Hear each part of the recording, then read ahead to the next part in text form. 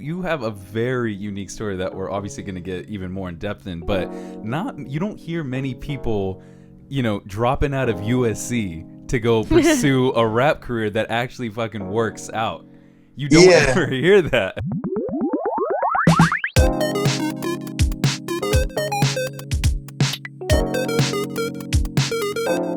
Ladies and germs, welcome back to Six LLusion with your hosts, LLusion and Six. Today we have an impeccable legend himself, the San Francisco King, the legend of all time. We have Mr. 24kGoldn. Represent. What's Boom. the word? What's the word? What a great intro. I trust me. I need to get better at these. I can do a lot better, so don't worry. Legend of all time. I've never been called that before. That's pretty good. First time for everything. You like Sway interviews back in the day, man. He would have like the greatest 5-minute long intros, man. Like, did you ever see any of those? Yeah, like it was like fucking WrestleMania or some shit. Yeah, dude. He's dope. How's your day going, man? You getting your hair done? You're all set. Yeah, bro. I just woke up and Word. I'm getting my hair re-dyed too, like to be more blonde. You can't see it because it's wet right now, but that's been my day so far. You know what's ironic about this? One of the last times we ever FaceTime, she was bleaching my hair while you and me were on FaceTime. Oh yeah, so we're in a little reversal right now. Yeah, exactly. Day was turned. So yeah, dude, we've been cool for years now, man. It's crazy how much time has gone by. I mean, dude, I think we started talking like in the Valentino days. I don't know how much you remember. I don't know how long Valentino was already out when everything started popping, but first time we heard it was like June of 2019. When did that song actually come out? So Valentino dropped like on all platforms, I think January or February 2019. Damn. Okay, got you. So it was definitely out for a minute. And dude, I want to hear your whole backstory. I don't think you and me have like ever really gone in. So tell the audience everything like that. Like where were you in the state of your career, your journey, all this stuff right when Valentino dropped, like in February 2019? Where were you? Where was the whole direction and everything? So at that time, I had it was the second semester of my freshman year of college. I just did like Rolling Loud across the street from my school, USC. And yeah, it was a song that I was holding on to for a couple of years at that point. But I finally got to drop it, and I'm sure, as you know, like nothing happened for a good 5 or 6 months, like until the summer is when it started really getting some momentum. So at that time in my life, I was just a college kid, bro, like fresh out of high school, just signed my deal. So I had a little bit of money in my pocket, but I was definitely feeling like the man. But that's what I'm saying. Like you already had a deal and everything. So, I mean, what songs of yours were out or whatever that caused the buzz for labels and people to get attention behind your name and everything? I had Ballin' Like Sharif out, and and I had made Valentino already at that point, but it just wasn't out. Like I was holding on to that song for like a year at least at that point. Yeah, that's great. And dude, like you have a very unique story that we're obviously going to get even more in depth in, but you don't hear many people, dropping out of USC to go pursue a rap career that actually fucking works out. You don't ever hear that. You don't. Most of the people that drop out, I feel like it doesn't really work out, so you don't hear those stories. Oh no! He's like he had a full ride. Nah, I'm just really smart. Shit, dude, like nothing, man. He goes, no, I got in because of my intelligence. Yeah, that's crazy. What was like one of your main subjects you were just killing at? I mean, I don't know. It wasn't like I was like super good at math or like super good at English or anything like that. I just was like a very well-rounded individual, and I did like a lot of activities that I was passionate about. And I think my passion, like you could see that from my resume, from my high school resume, like, oh, this kid really fucks with business. This kid really fucks with philanthropy. This kid really fucks with like entrepreneurship. So I think that was a big factor too. Oh, wow. That's crazy, man. Because, I mean, she's a witness. I mean, if it wasn't for this woman right here, I would have failed high school and probably had to repeat it 3 times, man. Were you tutoring him? I was doing all his projects for him. Oh, that's a I was like changing it. I was doing everything that was on my project, and I would copy and paste to yours and just change it a little. I go, hope this works. Bro, and we had classes together too, so the plagiarism was for real, man. I mean, I think especially like once you become a senior too, a lot of people kind of don't really like bat an eye at a lot of shit, it's your last year. But yeah, I mean, she did a ton of my homework and just everything. So shout out Six. Shout out Six.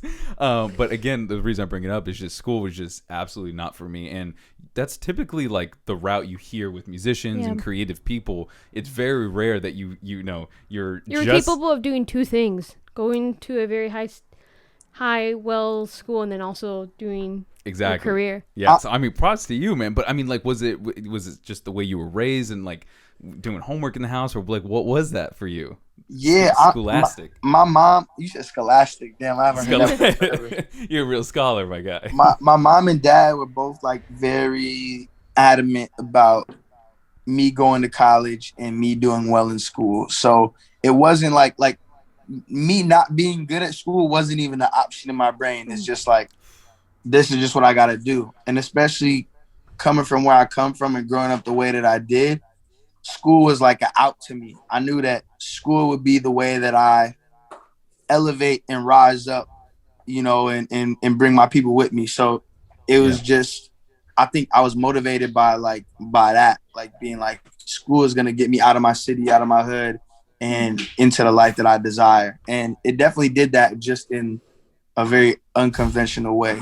Yeah. Not to mention, I mean, it is not hard to realize in a very, fast amount of time that when it comes to you being like a social butterfly and connecting with people, I mean, dude, we became friends like that very quickly. And, when we first met at the music video shoot for City of Angels and everything, like, it was just instant, like, we were all cool with each other, So that also you being good at school, and I'm assuming you were just like, the king at your high school or whatever the case was, you know what I'm saying? Or just being like really friendly with everyone, and you know what I'm saying? You were doing it, man. It must have been wild.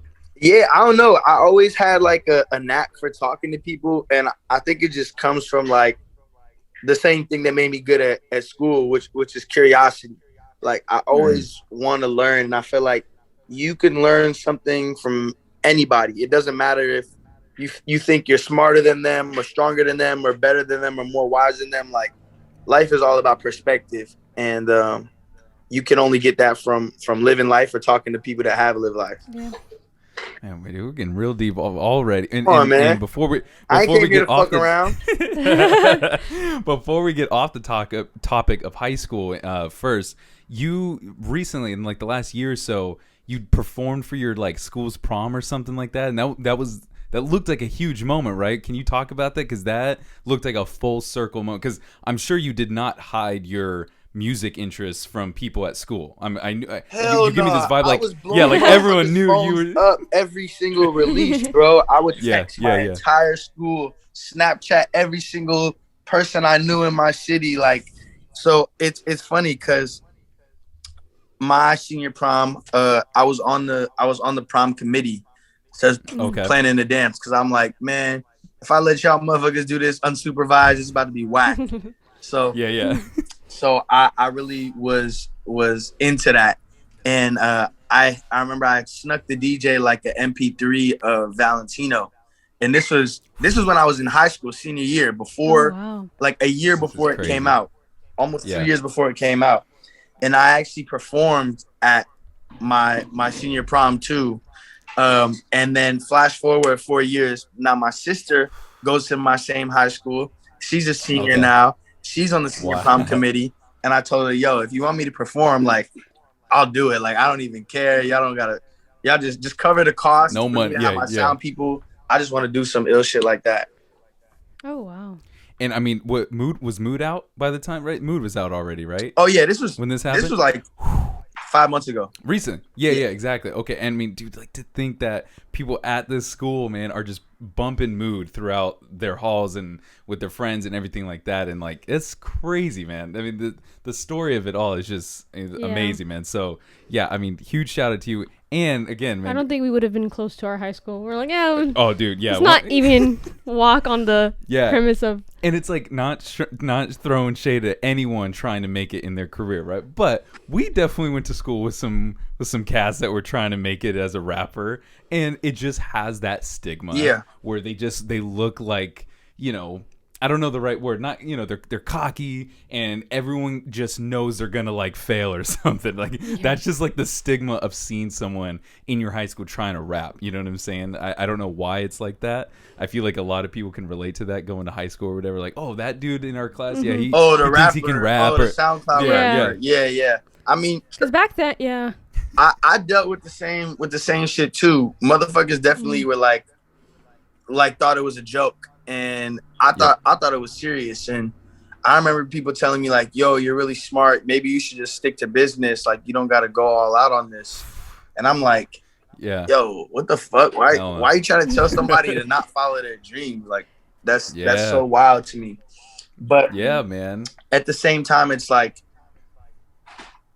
a lot of people don't make it. And I think that's discouraging.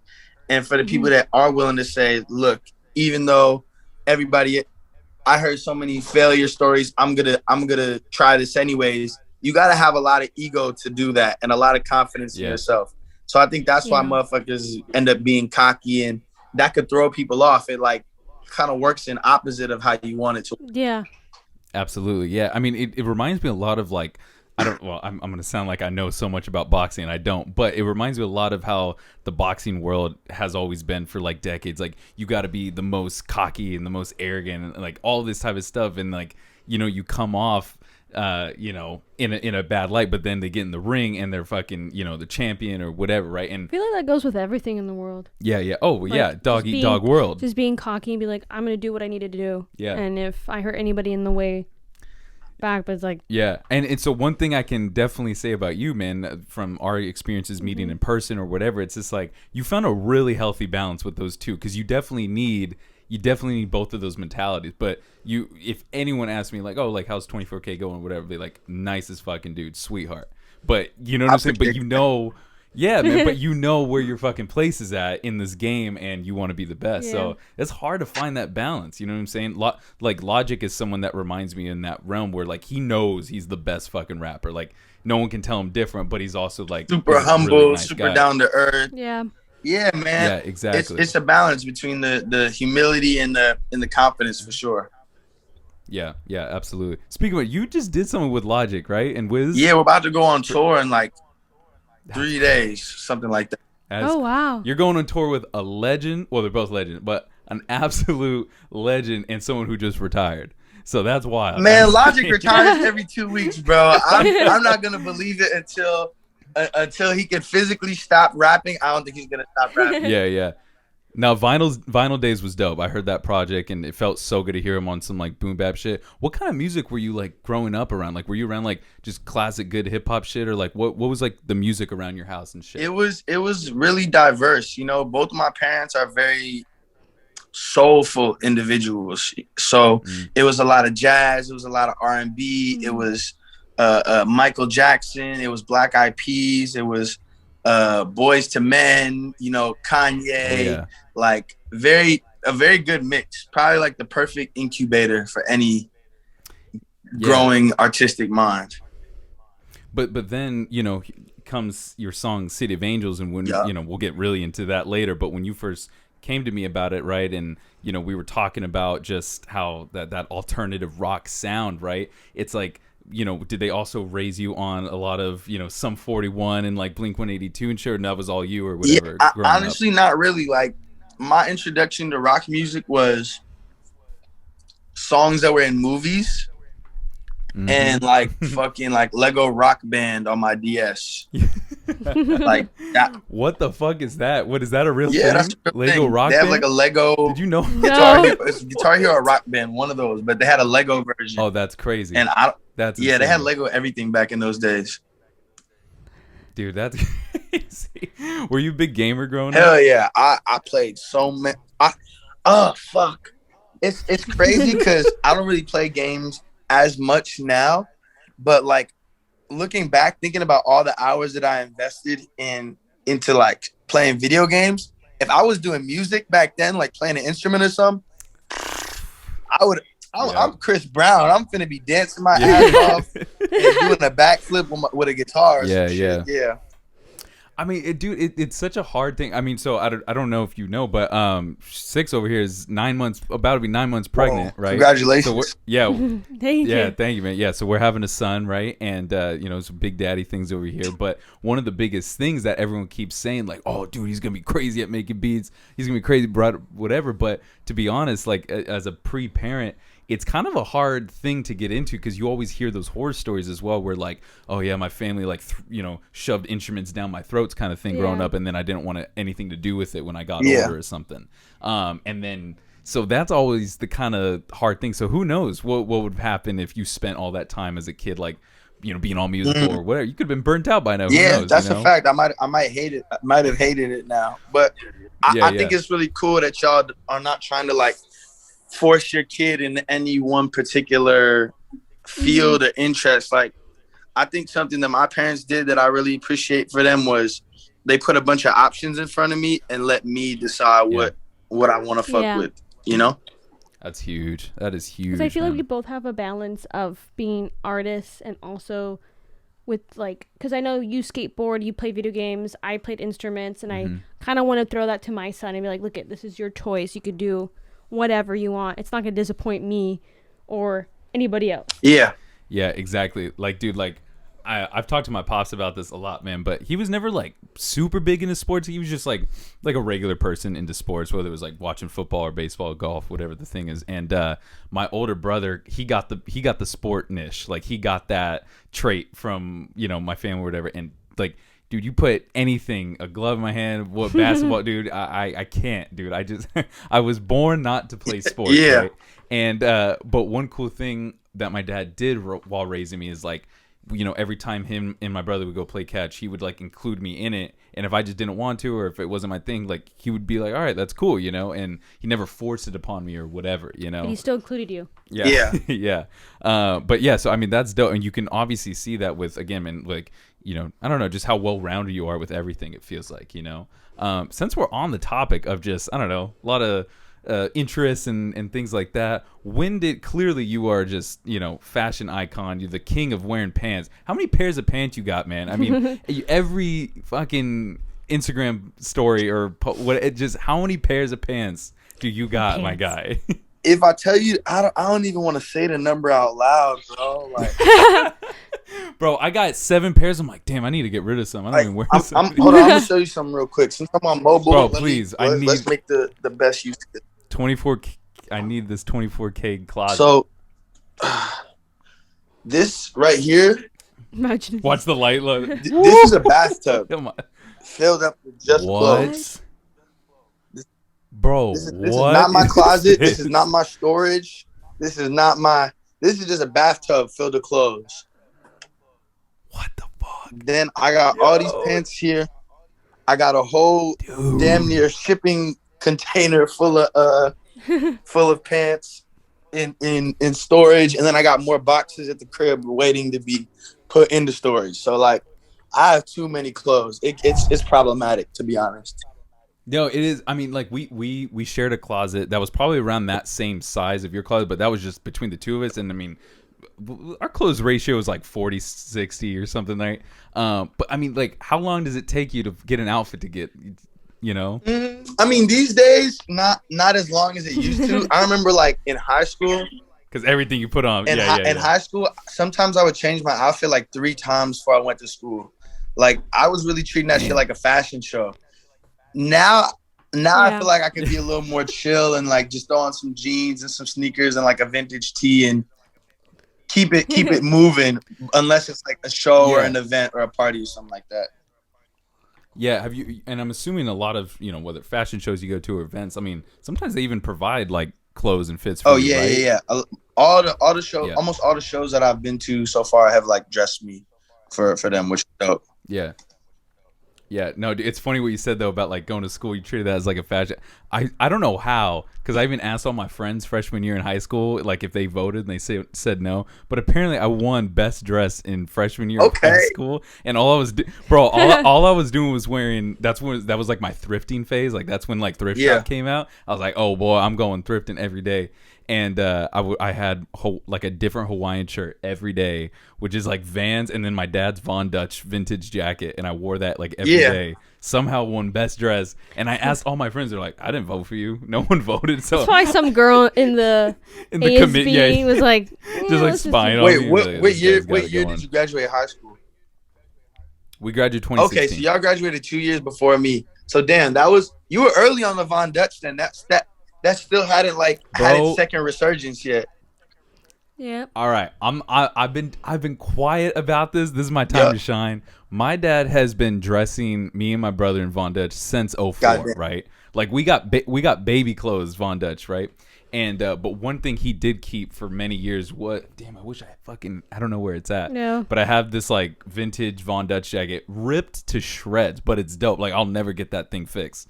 And then can you see that in the Zoom? We have a Von Dutch hat over there. But yeah, definitely when Von Dutch started coming back, I was like, oh shit, like people are onto this shit now. But yeah, I mean you were rocking the trucker hats even like right before the crazy stuff happened. It feels like. I think trucker hats happened last year. Yeah, right. It was only like a couple years ago. I find that happening to me a lot. Like I'll get into something and go super heavy into it, and then like 6 months to a year later, everybody else will start doing it. And I'm such a fucking weirdo. Like once everybody else is doing some shit, I'm just like, ugh, I don't even want to be wearing the same clothes as you anymore.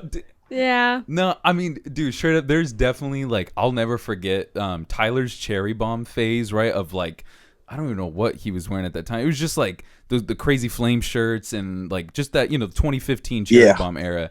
And people started wearing all of those clothes like 4 years later in like 2018, 2019. And Tyler's already in Igor phase, dude. And he was like, I can just tell, like, it's just so funny how it took people years to be like, all right, I'm going to rock all these Cherry Bomb clothes or whatever. And now people are on to like the furry hats and like whatever. And you can alady tell Tyler's about to move on to something else probably.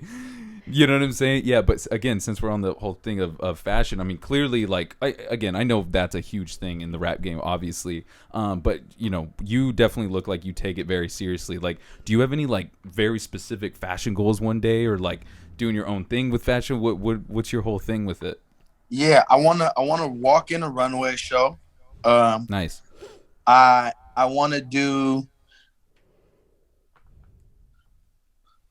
to walk in a runway show. Yeah. Like that's yeah. And I definitely want to design my own label or that's what some sort of brand in the future.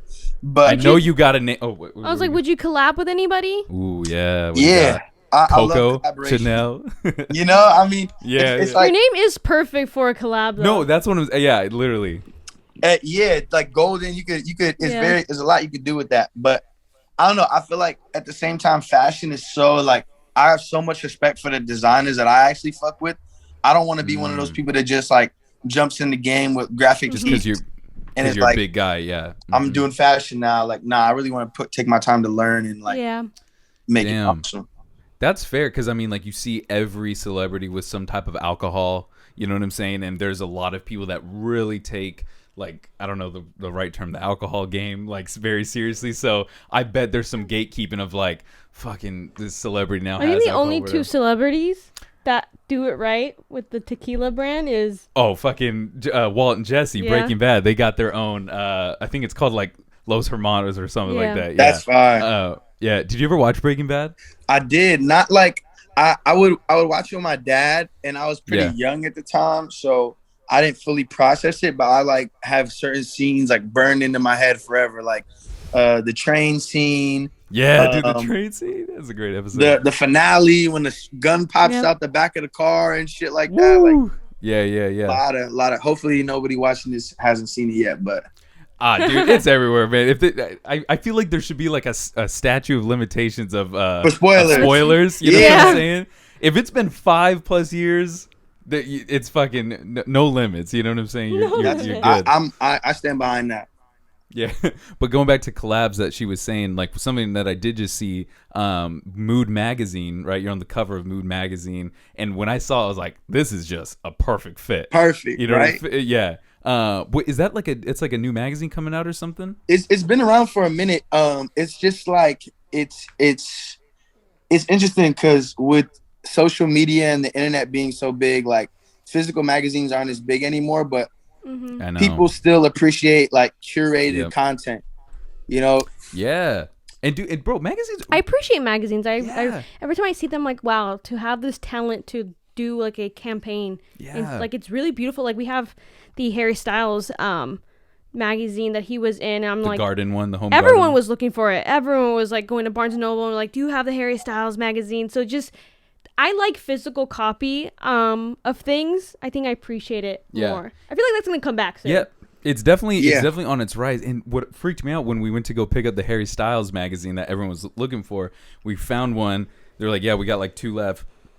And it was like, oh, it'd be $5. And I was like, I forget that magazines are cheap as fuck. Like, it's incredible how much work they put into magazines for it to sell for $5. Then again, people sell $5. Then again, I mean, how much money and time and fucking blood, sweat, and tears you put in your album, but someone can buy that in the store for like $15 or whatever. So or a song for 99 it's cents. Crazy, yeah, dude. And people are spending thousands of dollars on a beat, music video, this, that. It's crazy. But yeah, dude, I would love to see that one day, man. You doing On the Runway or a coffee table. Ooh, that'd be sick. I could see. Wait, what you mean a coffee table? I don't know. Do something with the coffee table. Some fucking dope like furniture collab. Oh, like just making some furniture? Yeah, that's sick. I'll fuck with some furniture. I like that. I feel like I could see you spray paint something. Yeah, that could be dope. I'm down for that. I'll buy your coffee table. There was this Converse Tyler the Creator interview. And do something different. I feel like a lot of people just collab with like just like it's either coffee, alcohol, clothes. Right? Do something different. Give me a coffee table. But one dude in the audience at this Tyler thing, his whole goal is to make chairs. Like he wants to make chairs for a living. That's funny you brought that up.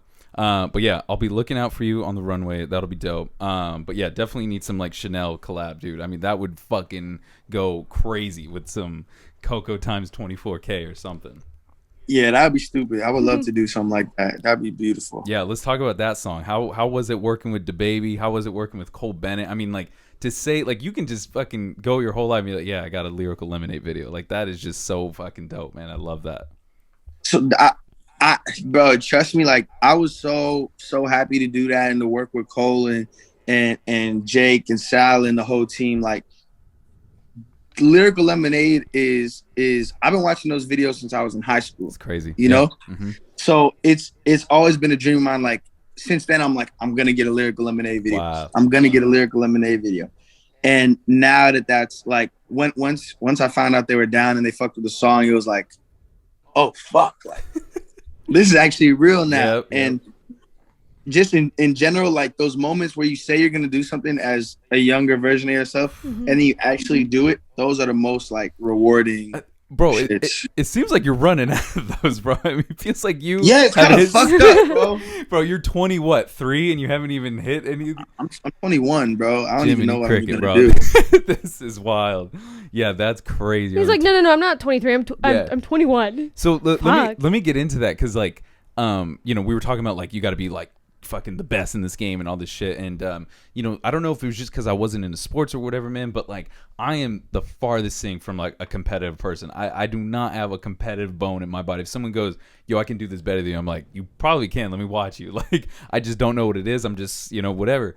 And so I don't know if I didn't have like the craziest fucking goals in my life, dude. Like when TikTok all happened and you and I started talking and City of Angels blew up and all this shit happened, man, like I never thought any of that was going to happen. I thought I was going to experience a fraction of what I lived at 21 than I did maybe when I was like 28 or something. So, yeah. And here I am, you know, 24, about to be a dad and everything. And it's just like, we accomplished everything we ever thought and then some, you know what I'm saying? Mm-hmm. So I'm gonna be straight up. It's kind of difficult to acquire new goals as you're going, and you got to keep this fire going and all this shit. It's been a really weird journey, you know, but I mean, you know, so now with that out of the way, like, how is it with you with more goals that keep coming? Is it kind of just like every year, every month you get a new goal or something? Like, how's that for you? I don't know. I'm kind of like, I think accomplishing a lot of the goals that I wanted to achieve, like so early, has made me scared to set new goals because I'm like, well, fuck. What if I knock that out the park? Then what I'm gonna do? Yeah. But at least that's how it was for a period of time. But then I shifted my mindset from like trying to achieve specific accolades or numbers, achievements, stuff like that. I switched it for more like qualitative goals. So like instead of me saying like, oh, I want to have 100 million streams, now it's like I want to make music that is gonna touch somebody's soul. Yeah, like love that. I don't give a fuck about if 1,000 people like it or 100,000 people like it. Like I just want to make music that impacts people. Dude, I am so glad you brought this up. This was going to be like one of my biggest questions I was dying to ask you, right? Like you did one of the most unspeakable things, right? In 2020, you gained, I think it was 1 billion streams on Mood in under a year. Is that true? Or I don't. Within like closest, a year of when right? it released, I think it got 1 billion. I mean, that is just fucking unheard of, right? So you get two sides of the coin with that. You either go on the rest of your music career thinking every song you're about to drop is going to do similar to that or whatever, or like how it sounds like you're talking right now, you're like, oh, I did that. The cap is there and I can just push out music, have fun with it, be cool with it, or whatever, right? So did that scare you at the same time, having an unbelievably massive song where you're like, fuck, like, am I ever going to get us another song that hits these numbers, or now I got to do number 2 of it, or like, how did you feel when that whole shit really happened? It scared the shit out of me, bro. Yeah, like, I bet. Full honesty, I was 19 when Mood went number 1. Fucking insane. I didn't think I thought I was still going to be, I didn't even think I was going to get a record deal until my 3rd year of college, you know? So it was definitely like, well, shit, what do I do now? And like you said, you beat the game. You beat the game. I beat the game, bro. Now I'm just doing side quests, dude. That's what I'm saying. Like that's literally what it is, bro. You're just an NPC now, man. Nah, I can't be an NPC. No. I'm just I still got the fire in my soul. The game is like 100%, but you still have 110 to go. Yeah. Or I'm waiting for the expansion pack to drop. Yeah. Exactly. So it's crazy. When all that shit first started happening, I definitely was more on the first side of the coin, like you're talking about, like thinking, okay, every song that I drop now should and has to be as successful commercially as this. Mm-hmm. And when the songs that I dropped after that, you know, they did really, really well. 321, Coco, Company, the whole El Dorado album. Like, people love those songs and they did it very well, but it wasn't getting no fucking 1 billion streams or top 10 on the Hot 100. And that definitely messed with me because it just felt like I was failing if I wasn't achieving what I had once achieved. Yeah. And not even comparing myself to anybody else. It was just comparing myself to myself. I'm like, well, how come I can't do this again? And it took a lot of time and experience for me to understand that when something like that happens, it's not just because of what you did. It's not it's not even because of the song to a certain extent. Like, it's everything else that's going on in the world that makes the perfect time for that song and that artist to communicate their message at such a widespread level. Yeah. So do I think I have another song that goes number 1 or has 1 billion plays in my lifetime? For sure. Yeah. But I stopped trying to be so like controlling over it. I mean, you got to look at what's so incredible now with technology and streaming and all this shit. I mean, you got to really, think outside the box when it comes to longevity, man. I mean, look at what's happening with Kate Bush with Running Up That Hill. That song came out almost 40 years ago and it became number 1 because of Stranger Things. You know what I'm saying? Or like Metallica is one of the most ginormous bands in the whole fucking world. And then they're still getting a second shine again with Master of Puppets, all because of a fucking TV show. You know what I'm saying? So it's just like, who even knows what's going to come out in 20 years and one of your songs is going to go number. It's crazy. But it's also great that you have this mentality because there's a lot of artists out there that are having got this mentality and they're trying to strive. What's the next best thing? Yeah. What's the next best thing? That could be very exhausting mentally. Yeah, 1,000%. Like, being an artist is a game of like rejection and like mental fortitude. Like, how many times can things not go your way and you're still willing to say like, all right, well, let's just try again. And everybody's got a different number for that. And I think the more you can take the no's and the failures, the sweeter it'll be when it's your time to shine again. Dude, I'm glad you have them. Yeah, because it's hard to hear other artists being like, yeah, I just uploaded the song and I was hoping it was going to go viral, but, you know, whatever. It's good to hear from you that every time you upload a song, it's still appreciated towards you. You're like, I appreciate the song. If it reaches this much audience, that's how it's supposed to reach this much audience, and those people will appreciate it as well. Yeah. It does suck hearing other artists just be like, no, we're going for the next thing now. Next thing. Yeah. I uploaded, it didn't do well, next thing. I don't blame them though, because it's like the internet is so fucked up now. It makes you think like there's so much comparison going on, like, and that shit really takes the fun out of being an artist and making music when you start comparing yourself to other people. So when you see, oh, this person got this opportunity or this person's song is doing this well, then you're like, fuck it, I don't even want to do this shit no more. And it's crazy because it's like, would you rather have a consistency of a fan base that's going to be hearing your song consistently, or would you want one song to go viral? Yeah. And it just gives you billions and like overnight. Like, what would you choose? Like, it's kind of like the red pill and the blue pill, which it's still successful both ways. But do you want a consistency, or do you want like boom? Someone I think about is like Suicide Boys. I feel like those are people that like they keep that consistency, and they got their fan base and their songs do well or whatever. And then when they have that big song that was like huge on TikTok or whatever, they're probably just like, okay, cool, got this big song or whatever. But I mean, you've probably had, you know, conversations with ginormous artists for all we know. And I mean, just on the outside perspective, it seems like, you know, they're you know, if someone's getting a #1 Billboard hit every fucking drop or something, like, it's you know, you hear that cliche term, but it's probably lonely at the top, or you just feel like, okay, like, cool, I'm doing the same thing over and over, even though I'm getting #1. It's just like, it's a total mind game, man. You're right. I mean, it's just crazy. Yeah, and there's so few people that are consistently performing at that level anyways. Like, I'm talking Billie Eilish, Justin Bieber, fucking The Weeknd, Doja Cat. Damn. All of these people have put like damn near 10 years. They've been in the industry almost 10 years. Like, Billie Eilish she started going off when she was 13. Yeah, crazy. Exactly. Like 20 now, you know?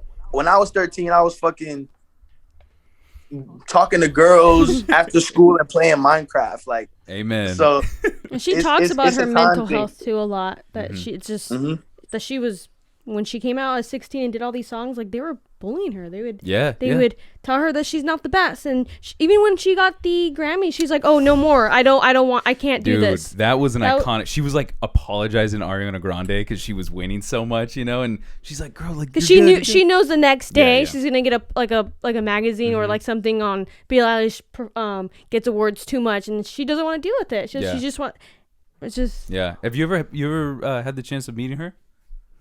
Yeah, we sat next to each other at the VMAs. I think it was in New York. Yeah, I remember seeing that, and because like we were watching that, and I was like, is he sitting next to Billie Eilish right now? Yeah, that. Oh, palms sweaty, all of that. Well, dude, we talked a little bit. She's cool. She's got a very like a very like very fun, just lighthearted nature to her. So that was she's cool. No, that's crazy, man. And just going back to like opportunities and like having goals. I mean, I feel like when it comes to having a certain trajectory towards your career, it's just things kind of just fall in your lap. Like, I bet, you know, one of your goals wasn't to, you know, host New Year's Eve with Miley Cyrus, but then somehow that comes into play. You know what I'm saying? It's just, we didn't even know you were gonna do that, and we were literally watching. And I hope you know, I was deadly sick in my. This is when I found out I was pregnant, so I was like in my first trimester. So I was seeing the TV, and I was like, wait. I'm like half dead, half like gonna throw up, and I'm like, that's not him, is it? I'm like sweating and like having a fever. I'm like, is that him with Miley Cyrus? What the fuck did I just wake up to? Because I'm like half asleep, and I'm waking up, and I'm in and out of like having 102 fever, and I was just like, dream. I was like, and then after it was all done, I go, did I just see correctly that I just watched him and with Miley Cyrus now? Yeah. What was that like, man? Bro, that was so much fun. Like, they brought us all, me and my whole team, down to Miami for like 3 days to rehearse it and do the thing. And Miley is like somebody that I grew up watching on TV and shit like that.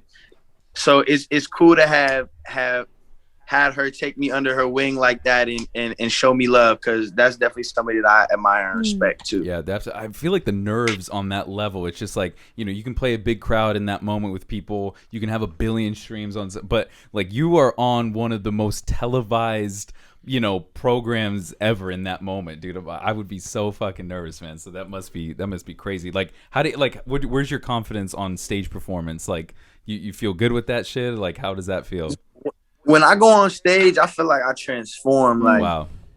It's just, it feels right. Yeah. It feels like I was born to be on there singing and moving and interacting with the audience in a way that I do. Like, a lot of old rock stars have like, I'm talking about when they were doing like heroin and like coke back to back every day type shit. Yeah. Those type of rock stars, they've said that they're still to this day, there's no high like being on a stage and performing in front of thousands of people. And I ain't done heroin, but I imagine it's something close to that with that. Yeah. No, that's crazy. In Bohemian Rhapsody, the movie about Queen, oh my God, I fucking drew a huge blank. Freddie Mercury, Jesus, I drew a huge blank. But yeah, he talks about that. Like, he's like, I was born to be a performer, not a musician, not a singer. Like, I liked how he, in that movie, he goes, I was a performer. You're right.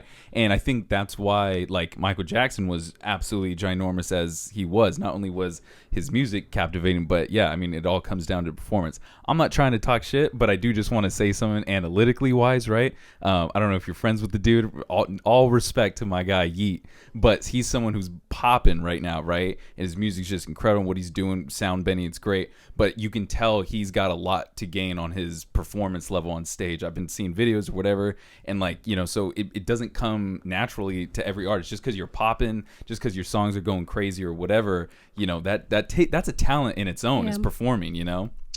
Yeah, performing and making music are two very different skill sets, and yeah, they definitely go hand in hand. But like, it's like expecting to be good at shooting just because you could dribble. Like, yeah, it's all basketball, it's all being an artist, but you got to work on your skills individually. And I don't know, from what I've seen, he's getting better at it. Okay, you know, all right, shout out to him. I fuck with music, so I've never been. I'm just looking through a camera, man. You know, I've never been to any of his shows or anything. I mean, again, all love, respect. He's killing it right now. You know.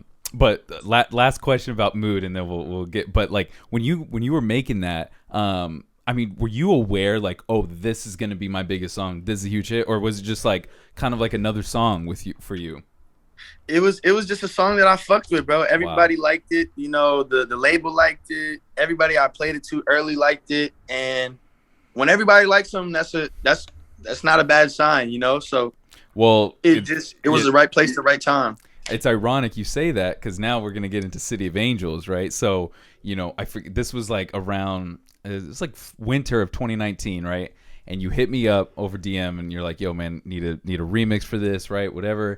And you even told me like people aren't seeing the vision in this song. Like, you stood up for your own song, and I feel like that's really hard, especially at the age you were at. You know what I'm saying? Like, being as young as you were, and you know, people are investing money into you, and these high suit people or whatever are like, yo man, this ain't it. This ain't the song to be the next single or the focus or whatever. You're like, no, it is. Like, watch, you know. And the fact that you went on your own, hit me up to do the remix, hit up people to create a dance for it and all this stuff, it's just like, you know what I'm saying, you conducted that entire thing.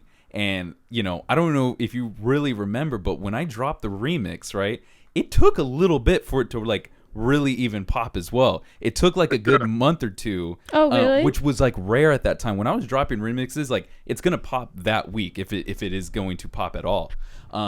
But I think it was Charlie D'Amelio that was the saving grace that popped everything off, and she recorded 2 videos to doing the dance, and then that just like went fucking crazy. I don't remember if I ever told you like what we were doing on top of like getting the remix and getting people to make a dance, but I dropped that. I started doing that right before I left for tour with Corday.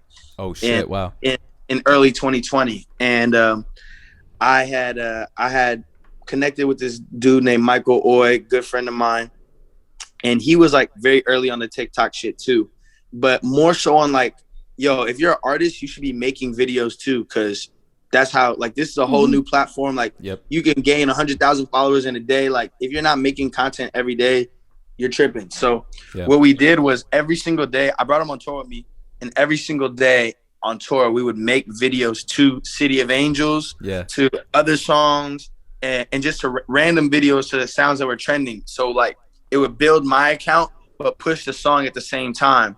And then it was kind of just like this perfect, and we would also link up with influencers in every city and give them tickets to the shows. Wow. So for them to make videos. So it was like that perfect storm. And I don't know, man. It was really beautiful and really fulfilling to say, like, fuck you to everybody that didn't see the vision.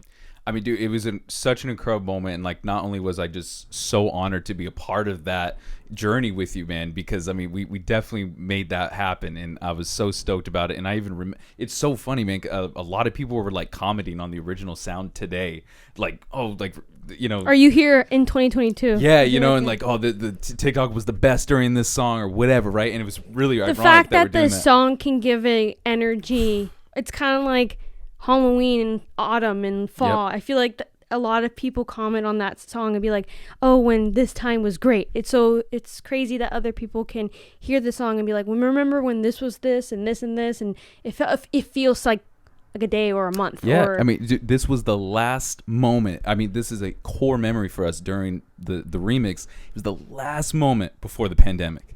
Yeah, because we just got our first house ever, right, at 21, and like, you know, this is our first time living together after being married for almost 2 years, right? And it was like huge moment, and then this whole thing was just happening. So like, you know, again, we didn't go much into detail when it was happening, but as your career is fucking going crazy, you know, it was also benefiting, you know, us, and it was just an incredible time. And I'm so glad the fans are able to look back at the time and be like, TikTok has reached its peak at this time, or you know what I'm saying? Like we really made the soundtrack to people's lives. Amen like, to that, dude. I love that. Like, they're gonna look back and be like they're gonna hear that song and think back to like early 2020, like last moments before the pandemic, like just all of that good stuff. So it's cool to create impactful moments like that. Yeah, dude. And then I don't know if you remember too, but I thank God again you were sticking up for your own song and you saw the vision. But when you first hit me up for the remix, I sent you version 1, and I didn't remix the guitar. I flipped your vocals over like a different sample and whatever. And you're like, yo, man, like, this is cool, but I was kind of hoping you were going to like remix the guitar part. Like, basically just take my song and make it catchy with the 4-on-floor drums and make a funk remix out of it. And I was like, fucking bet, say less, right? And I really did like kind of exactly what you told me. Kind of like you didn't do the remix at all. I was his puppet. He just goes. He just kind of told me what to do. And But you told me you go make it a short intro, make it go right in or whatever, create shit in. Because he still wanted to stick with the format of his song because it's smart. Because you don't want other people to get lost of another remix. It's like not even the original. And then again, man, I've been telling people for years, man. I mean, she was the catalyst to all my remixes, and she told me like we created the Devil in Disguise Elvis remix together, and that created a huge trend. Like, she told me to use all those sounds or whatever. And when I was doing, I showed her the remix, and you were the one that told me to do that reverse sound. Oh, I did. Where it goes, and then and that was part of the dance. People like do that in the dance. So it's just like, once again, Six coming through. Six, you're a god. You're a genius. The secret mastermind. Thank you. Yeah, this is me spending hours on TikTok. She needs credits on the fucking remix or whatever. And then you need to give me a credit. Yeah, that's true. And dude, not to mention, I mean, the fact that it got so big that, you know, you were able to put me on, like, I'm technically on the album, like on Spotify and shit, man. And I'm like, I'm so hyped on that, dude. It's incredible. And then when, you know, we did the whole music video again, this is like the last stretch before the pandemic, man. I mean, it was probably like a week after we did the music video shoot when the pandemic hit, which is just like the pandemic crazy. Was happening a little bit. Well, it was on the news. We were talking to this one woman at your music video. She's like, yeah, I just came from New York, and the pandemic was really bad over there. And I'm like, oh, wow. Yeah. Crazy. And then boom. It happened. Crazy, man. But yeah, no, that whole video. And then your boy, dude, my bad. I'm drawing a blank on his name. The guy who plays the guitar on the song. What's his name? Omer, yeah. Yeah, he was the homie. And dude, he came up to me And he goes, "Yo, man, thanks for making us all rich." And that was just like, oh, I was like, "Hey, bro, Anytime.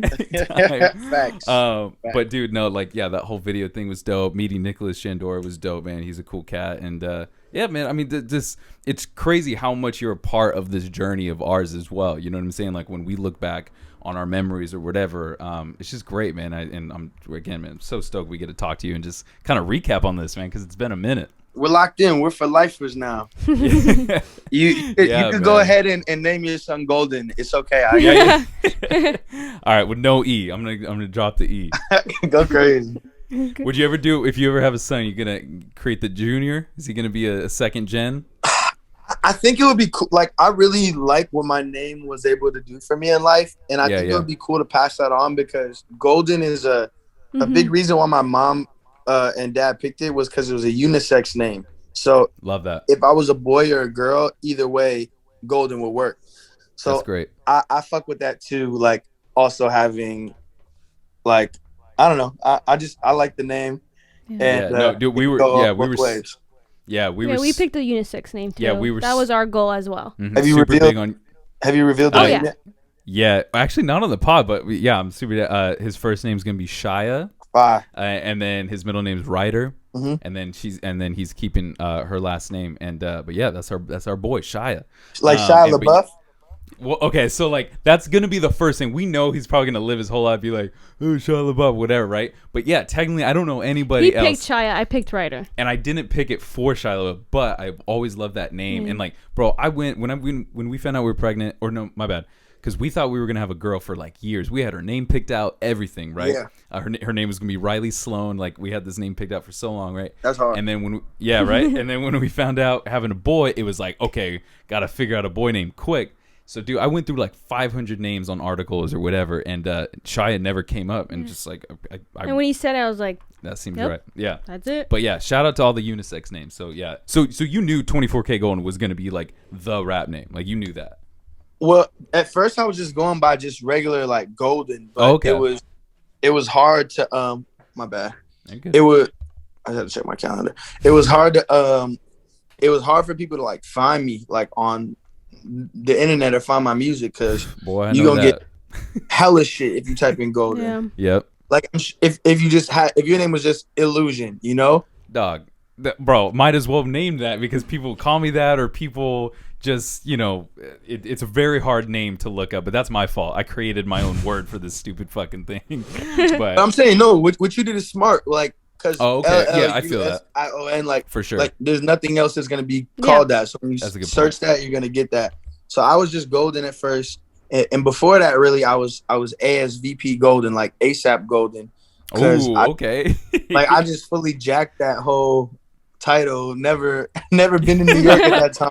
Bro, shout out ASAP Mob, bro. Yeah, the Mob's crazy. I was just fucking with them. So I went from ASAP Golden to 24kGoldn. Dude, and there it is, man. It's going to live on forever. Okay, I got a very important question to ask you, man. And how you doing on time? You still good? Yeah, I'm good. I probably got like 10, 15 more minutes. That's all I need. Got a very important question, all right? You got to fill in the blank. You know you made it when blank. You know you made it when you get your own holiday in your hometown. Oh, shit. Okay, that's going to be another song. But no, the real answer is when you got your own fucking song on a Kids Bop album. You did it, bro.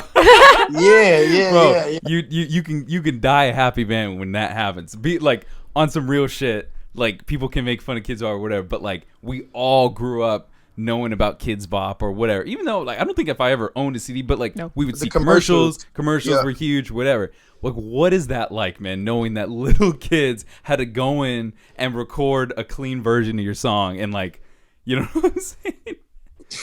That was a trip, because I didn't even know about it until it was like out already, because I just told my people, like, yo, any sync or like if anybody wants to use my songs, like, it's good. You know, like, as long as way. So it's just a sync thing. Wow, yeah, you're right. That makes sense.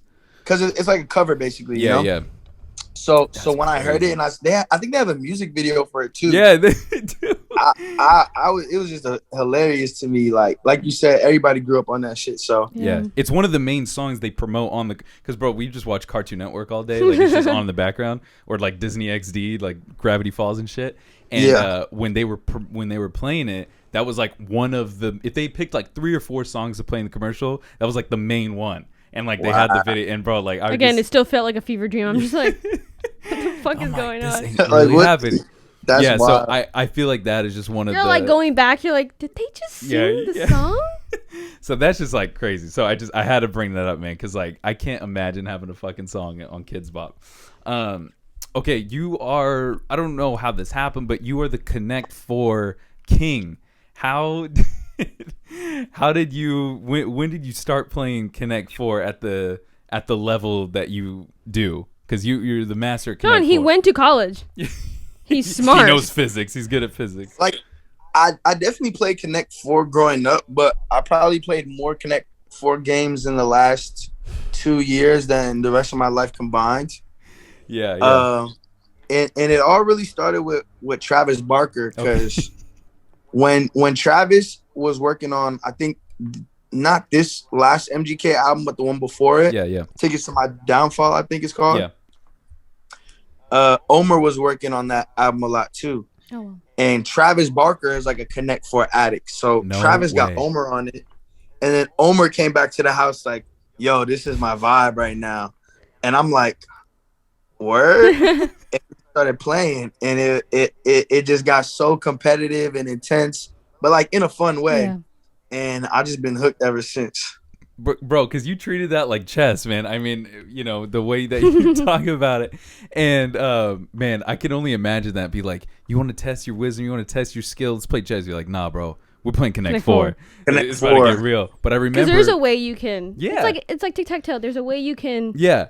And I thought you were just kind of bullshit. So you go on Instagram Live one day. I forgot. This was like a year and a half or so. And you're playing people on Connect 4 over like video call, right? So there's lag. Yeah. You got time to think. You got time to process. And I hopped on your live. We played, I think, like a couple games. And you were no joke, bro. I lost real fast. It was no joke. And he's a sore loser, too. It sounds so simple, like, but it's really, there's layers to it. Yeah. There's layers. Oh, no. And that day, he's like, we're going to go Connect 4. I need to beat 24. I need to. Yeah. Have y'all been practicing? I beat him. Yeah, she beat me a couple times. We oh shit, we do have it. We have it. Yeah, we got super into chess when what was that Netflix show that came out? The Queen's Gambit. When that everyone got chess games, dude. I want to see the Amazon analytics of chess. How many people got that? But we played chess. That was really fun. But yeah, dude. Yeah, you got that locked. I was gonna say before I gotta go, do y'all wanna run a game real quick on the podcast? Dude, let's fucking do it. Can we, how do we do? Okay, we'll just you trade do off. It. Are you sure? Yeah. Okay, all right, you and me. You could do your round 2, baby. I beat you all the time, so it's okay. Right, I could just stand. You got it on. It's like glass. We got gold. A glass one, dude. This is incredible. I know it's gold, John. Oh shit, dude. Oh my god, this is a custom 24kGoldn. All right, bro. Let's go. Do you normally go first? Or you want me to go first? Go first. You're the guest. All right, let me get that middle one first. You're gonna be black. I'm gonna be gold. Can you see all right? Yeah. Yeah. We can, kind of. Yeah. No. Okay. Yeah, we can see it. The gold will pop more. Don't worry. It's just black, but don't worry. We got it. Oh, cool. So you're going in the middle. I'm gonna go in the middle as well. Yeah. All right. Let me get second to your right. So this one? Yeah. Got you. I know that trick. I could see it coming. Let me get the one on top of what you just did right now. So right here, right? Yeah. He's like, I already know. Dude, I'm already boofing. All right. Let me get second to the last. Second. What'd you say? Second to last? Yeah. Okay. Let me get the second one to your right, or the third one to your right. This one? Yeah, that's the one. Got you. Ooh. Oh, already. Let me get third to your left. This one? Yep. No. Next one. Yep, that's the one. Okay, I see. Yeah. You got it. He knows where I'm going. Oh shit. You just fucking. Yeah. Let me get that one on top. The one you just did. If you say so. I feel like he's picturing 3 different ways he can win already. Oh. Yeah. Let's see. I feel like you're hustling me because I know you're good, so you're already messing with my psyche. Yeah. Here. Let me get second to your left. Right here? Yeah, that's the one. Mm-hmm. Mm-hmm. Mm-hmm. Let me get the third to your left. Right here? Yeah, right there. Okay. Heard you loud and clear.